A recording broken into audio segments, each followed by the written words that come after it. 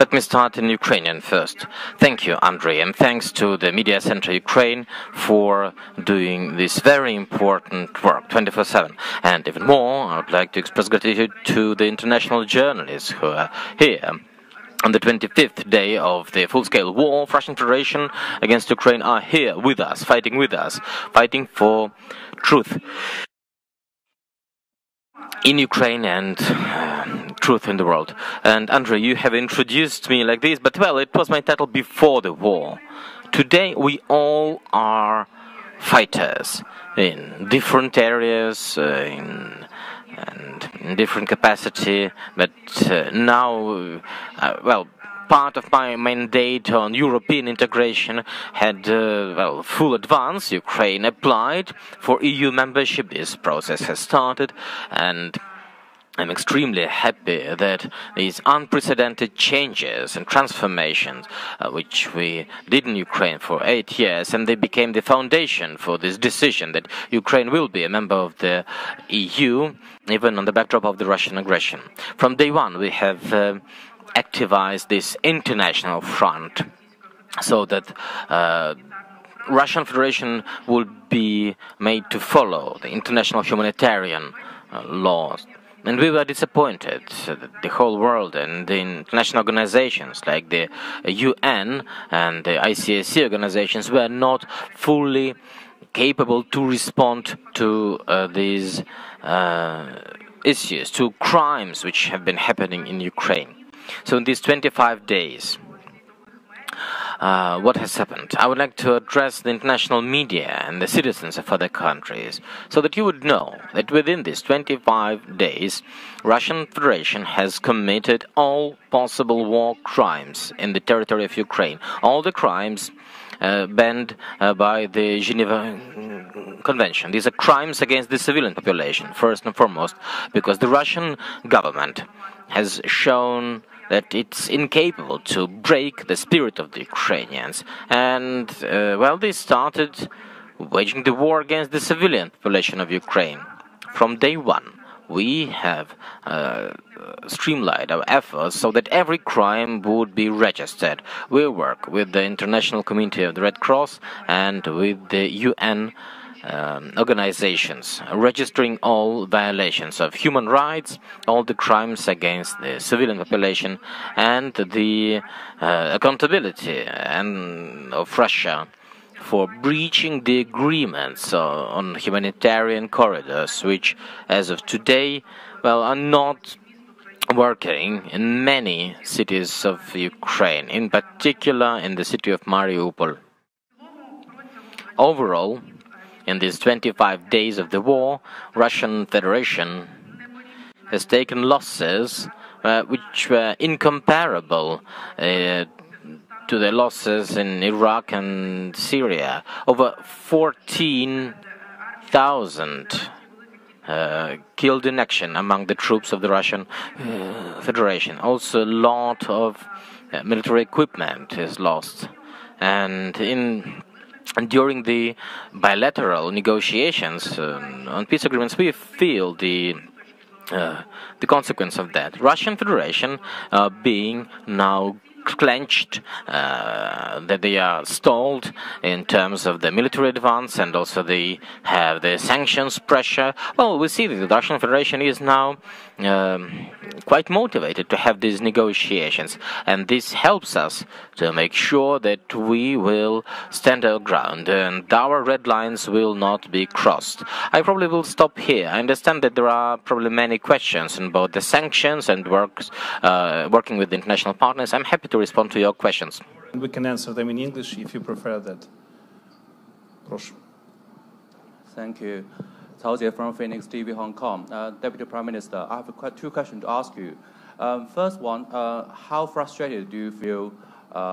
So first one, how frustrated do you feel about some EU countries still refuse to import the oil and the gas from Russia immediately? The second one is about the China and the Ukraine relations. Do you think at the moment China should provide more military aid rather than just humanitarian aid, carpet, food? will be good for the situation or not? Thank you. Дякую за запитання. Дійсно, для країн.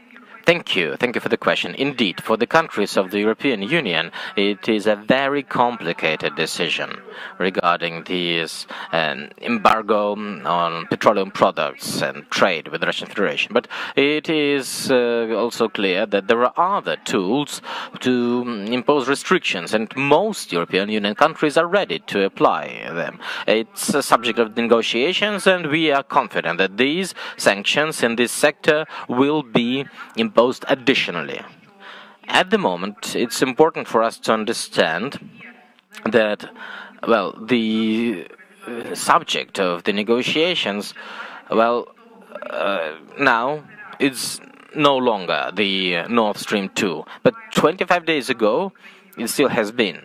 So we see that some European Union countries say that they are not ready to impose the sanctions as strong as the US has imposed, but the negotiations continue, and I'm sure that additional sanctions will be imposed.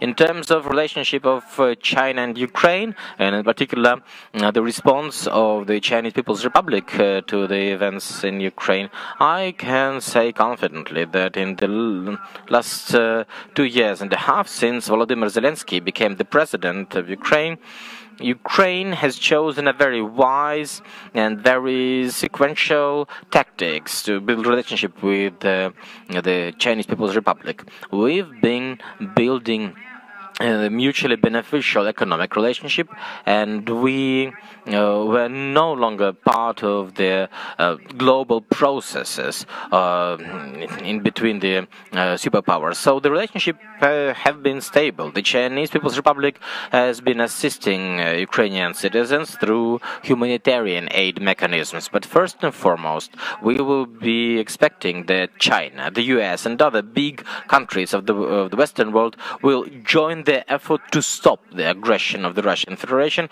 and to stop the aggressive war in the territory of Ukraine. And now the political leadership of the Chinese People's Republic is way more important than any other decision on military cooperation.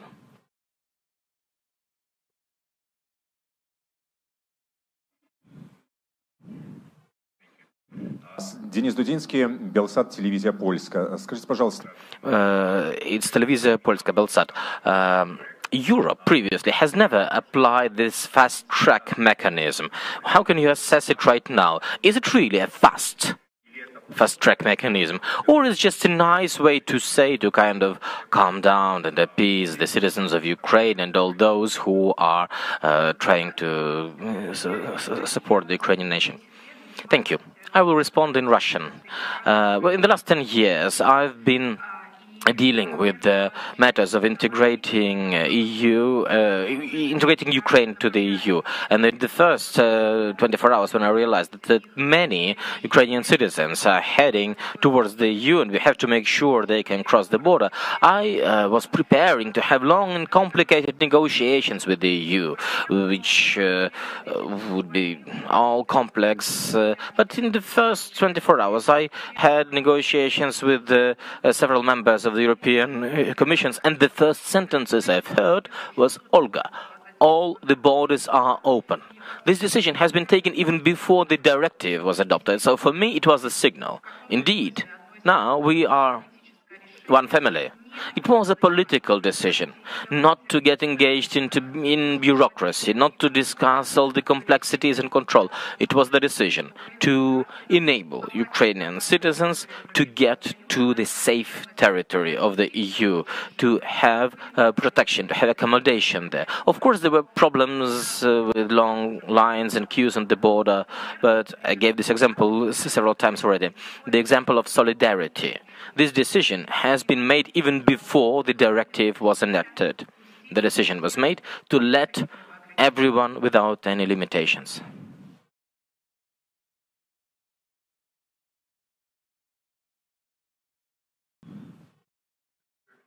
Arleth, TVP World. There are currently protests on the Belarusian border in Poland that goods are getting through to Russia and Belarus. Is Ukraine in favor of the EU closing the border with Belarus so that goods can't get through to Russia?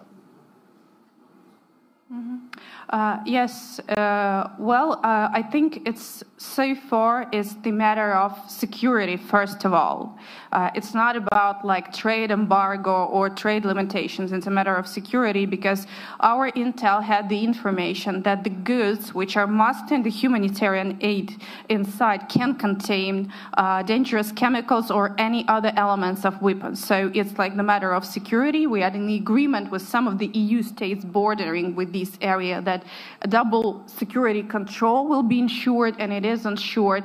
But so far, we have used a lot of instruments under World Trade Organization to put limitations on any favorable elements of trade with Russian Federation, and this has been playing a very significant role. And further trade restrictions would follow, of course.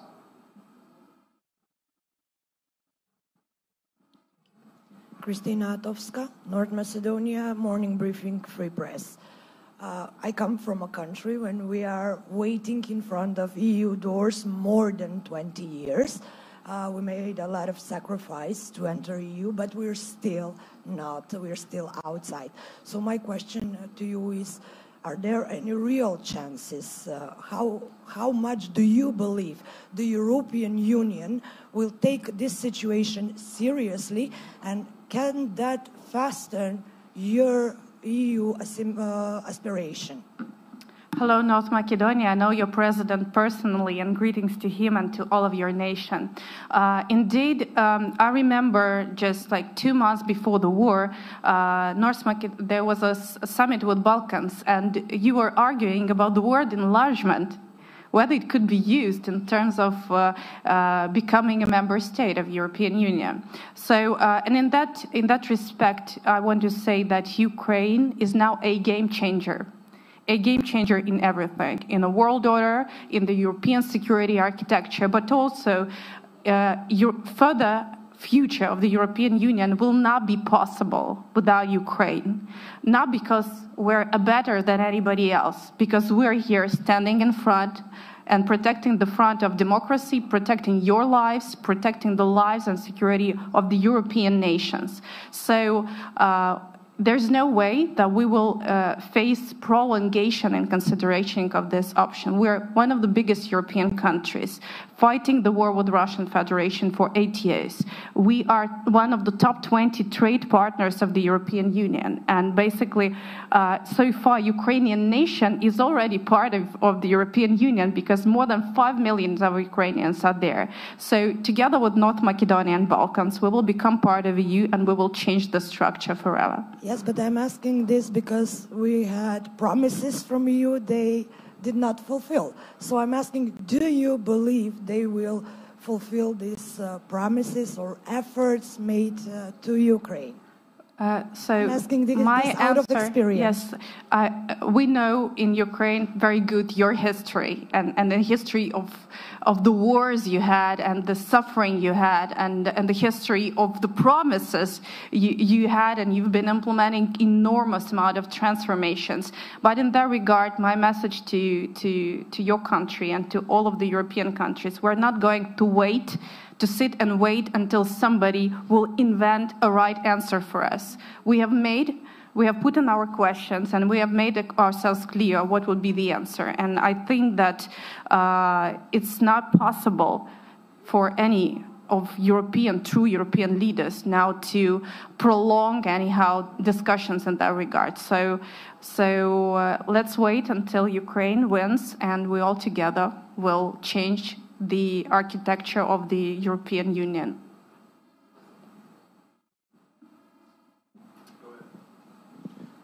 Скажите, пожалуйста, Европа...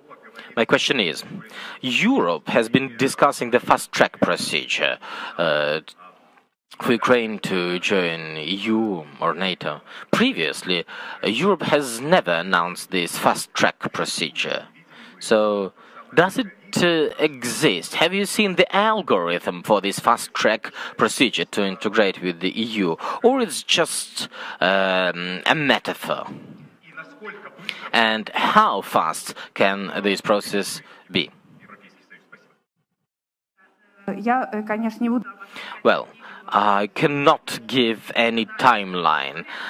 This definitely isn't possible. And yes, legally, this fast-track mechanism does not exist yet. But the agreements between the government of Ukraine, the president of Ukraine, and the EU is the following. There is a certain bureaucratic process we have to undertake. It might last 2 or 3 years. But in the past 8 years, Ukraine has done a lot already. We are one of the top 20 trading partners, trade partners of the EU.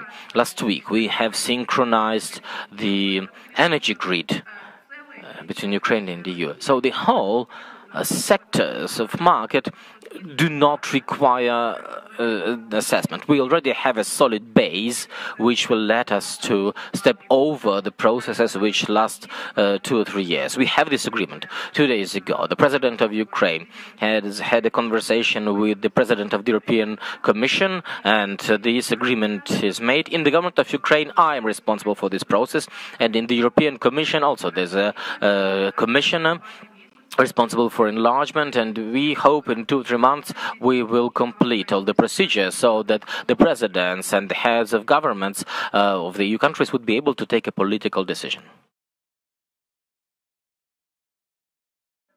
Grithari from the Greek public broadcaster. If you think about it in a retrospect, do you believe expressing Ukraine's willingness to enter NATO was expressed at a bad timing, and what is your stance? What will your stance be from now on? Thank you. Could you repeat the first part of the question? Whether you believe your approach to NATO was expressed at a bad timing. Do you think it was a bad timing to open up to NATO? Well, of course not. Of course not. And Ukraine's approach towards NATO aspiration has been there since 2008, when Germany and France refused to provide Ukraine the membership action plan. And without going into further lyrics, having, a bit longer experience in this area, the sad thing about all of that whether it was 2008 and then war in Georgia and then war in Ukraine and annexation of Crimea, whether it was 2021 when all 30 allies confirmed that Ukraine will be a member of NATO, or it's in a time of this 25th day of the fully fledged war on our territory, the narrative of NATO has never changed. They didn't want to irritate Russia. So it's not about Ukraine, it's about NATO to reconsider, basically, their approach. Because the format of not willingness to irritate Russia has brought already to 4 wars in less than 20 years on the European continent. So I will not go further into details, but I think it's now about broader security guarantees which could be provided to Ukraine to avoid further military escalation and any other war in the nearest period. And if it's not NATO who can provide us with security guarantees, there should be another configuration with a broader group of international players. Прошу.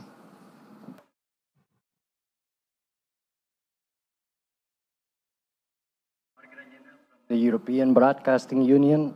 Yesterday, the UK Prime Minister Boris Johnson compared the Ukraine struggle with Brexit. Could you give us a reaction to that, please? Well, that's the question, you know. I really admire with everything the United Kingdom is helping and standing with us from the very first day of war, not by words but by actions, by a strong role in coordination of broader Western efforts. So in some regard, this might be compared by the spirit and the radicality and bravery of decision, and in that regard, I maybe, let's say, support that. But indeed, I admire which each and every UK official, from Prime Minister to a very senior diplomats and military people, they really have the same spirit we do. They share it, and we have this feeling of being allied with such a strong nation and being supported by it. Speaking of NATO, how has Ukraine's defense cooperation with the alliance, how has it changed since February the 24th? If we're talking about like NATO HQ, like headquarters and the organization itself, we haven't changed anyhow our cooperation. Nothing has changed since the first day of war. While individually we had a very good dialogue with individual allies like Canada, like UK, like US, or Baltic countries with the training missions on our territory. While of course now with the fully fledged war, it's not that dynamic, but the strong ties we have built with the individual allied NATO country, they have brought it fruits now when the war has started in our territory, because we didn't have to spend time in explaining what our country is, from what do we consist of. So we just started to work together right ahead from the very first bombed shelled in our territory. And in terms of NATO, this cooperation is let's say, at the same stage it was before the war. Any new reaction to our appeal to close Ukrainian skies for humanitarian purposes? New reactions, no, but our mainstream position is that this decision should be taken by United Nations with a clear understanding of all obstacles and Russian presence in the UN Security Council. But in this time of changes, it's not like about like only a war between Ukraine and Russia and the decision which should be taken. It's like about broader let's say resistance and let's say accountability for the war crimes happening in the European continent. That's why we request the no-fly zone to be introduced by UN General Assembly, and basically we understand that this is the decision which would take us a bit longer than anybody would expect, but I think that the more important element is that we have the capability to protect our sky with the necessary supplies and anti-air defense systems which could be provided to Ukrainian armed forces. And we have many understanding from some of the countries who support us with these instruments, and hopefully while politicians are looking for that decisions, they also bear the responsibility for each civilian who dies in Ukraine, including more than 100 children killed and 140 children wounded. And the number of civilians who died is twice almost more than the armed forces of Ukraine. So each and every leader who is not taking the decision to make a step towards no-fly zone bears also the responsibility on that. More questions from the floor? Please. Please use the mic. I would like to ask how the occupied territories of Crimea and the regions in the Donbass will affect the fast track to the EU and eventual EU membership. We're not yet into these discussions, and I cannot really even shape up sort of a format in that regard. We need like at least 2 months to go through other stages while we will start these discussions. But in terms of the existing format of our relations, because Ukraine and EU has signed the association agreement already in a time when Crimea was annexed and part of the Donetsk and Lugansk regions were occupied. So our bilateral relations cover all entirety of Ukrainian territory, while it is recognized that so far we are not having under our control some parts of the territory where like the preferences of our bilateral relations are not applied. So far this is the existing legal format we have, but we're not yet into these discussions. And also, if I may, there's been weapons promised by President Joe Biden, more weapons to go to the front lines. Is there any timeline on when they would actually make it to the front lines to be useful and effective? Yes, there is a list, there is a budget, and there are timelines. And as we know from the news, we receive new and new supplies basically on a daily basis. Yes. Including the ones from the US. And my last question will be this: from your work, you personally know a lot of European or Western leaders, heads of states or heads of governments. When you talk to them, what do you tell them to make sure that they care about our situation? Well, this is something I really think a lot about, because from the very first day, of course, there's a lot of personal communication, and I'm absolutely admired with many of leaders and ministers and parliamentarians around the world who simply switch on and do their best without any hesitation, because they know that they have to do something to save the lives, to protect the values, and to do something they can from their personal outrage.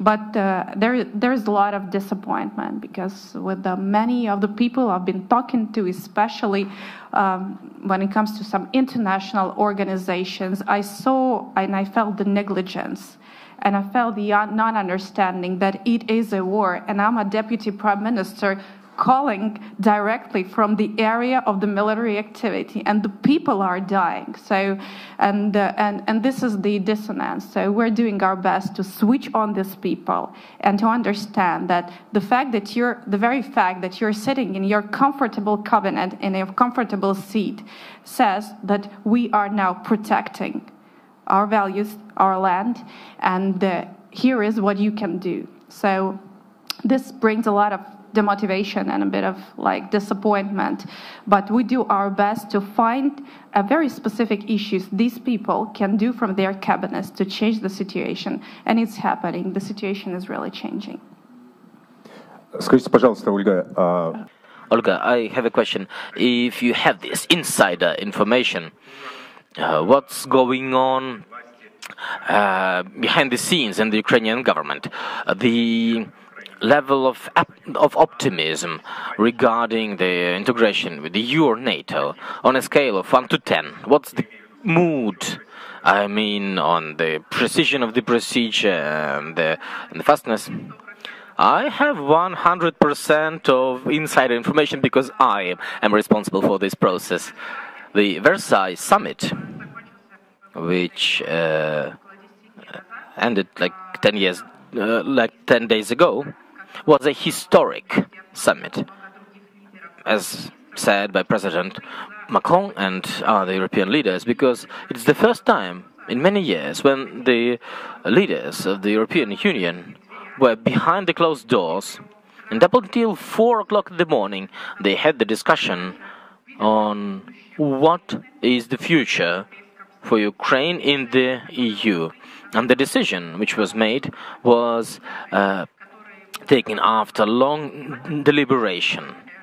And it was a very mindful decision. And at that moment we understood that everything is possible. We did everything we could so that this discussion would last at least 24 hours, and so that it would end at 4 o'clock in the morning. So our optimism is very high, and there's lots of efforts applied by the President, the Prime Minister, the government, and all the team. Thank you.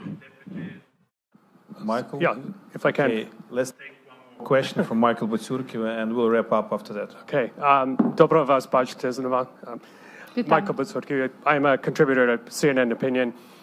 So I was just on CNN, and they were reporting about the terrible bombing in Mariupol, people trapped under rubble. Once again, women and children, the most vulnerable, are being slaughtered, basically, by Russia. Forgive me if this is a bit of a repetitive question, but do you think that the West should have established red lines a long time ago, including, for example, the bombing on the hospital in Mariupol when that pregnant woman died with her child? What do you think it will take for Western leaders to develop a spine to say enough is enough, that this is intolerable and something needs to be done to stop the aggression, not tomorrow or a month from now, but immediately? Thank you. That's really a very important question. And we are Ukrainians who are now here in this land in war. We have much more clarity and understanding of how speedy, rapid, and effective measures should be taken by the world community to stop this terror. It's not a war, it's a terror and basic genocide, and it's obvious. While many of European countries still do not have this sense in the moment. And I was referring to unwillingness to irritate Russia. And this is equal to the messages we hear now, the messages we heard before the war started in 2014 and longer before that. So we will learn our lessons from history, but hopefully we will cut down the amount of people who will die in Ukraine for this purpose.